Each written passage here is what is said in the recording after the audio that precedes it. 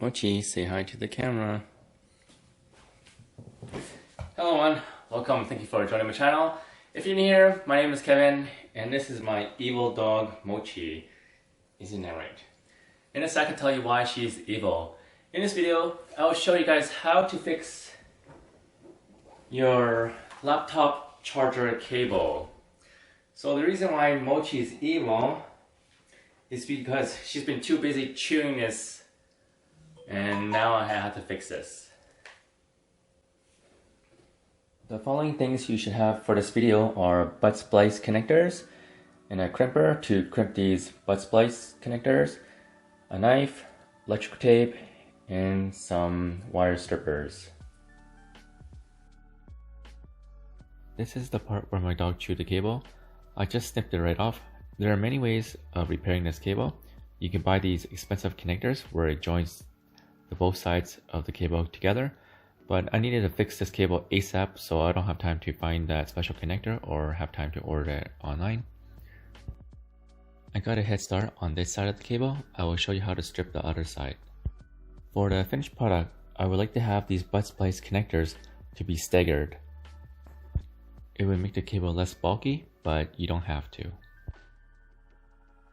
Step number 1. You want to cut or score the exterior jacket of the wire all around. Be careful not to put too much pressure that you damage the wire inside. Once you have that done, you can bend the wire so the exterior jacket splits open. Then you can take the exterior jacket right off.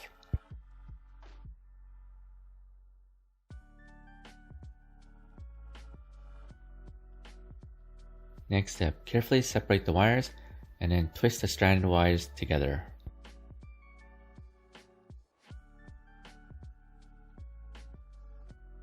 The polarity of the white insulated wire is positive and the exterior stranded wire is negative. Now I will put on the butt splice connectors on temporarily so I can mark out where I need to cut on the other wire. Now I have it marked out, I can cut the wire.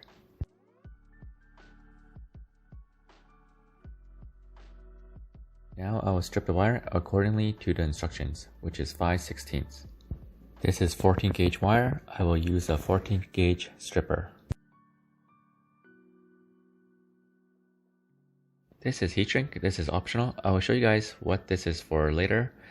As long as you have electrical tape, we will be fine. Now we are ready to put on the butt splice connectors. Be sure to twist the ends so it's not stranded. Carefully put on the connector and crimp it hard. Repeat the process on all ends.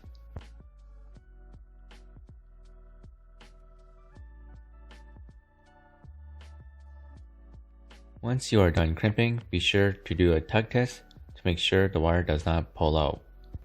If it pulls out, you will have to use a new connector. Now I will slide the heat shrink over the connectors. If you don't have heat shrink, no worries. We will skip this process. With heat shrink, it acts as an exterior jacket once it's shrinked with a heat gun. With heat shrink, it makes a nice finished look. If you don't have heat shrink, it's okay. You will have to use electrical tape to wrap around the connectors several times.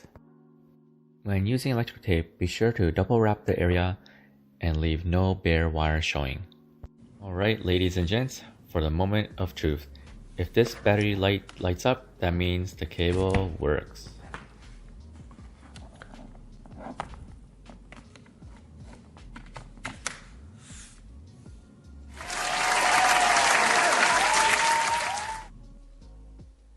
Thank you guys for watching this video. Remember to give this video a thumbs up and subscribe to my channel if you haven't yet. Peace out until next time. Don't chew my cable again, okay? Is that a yes?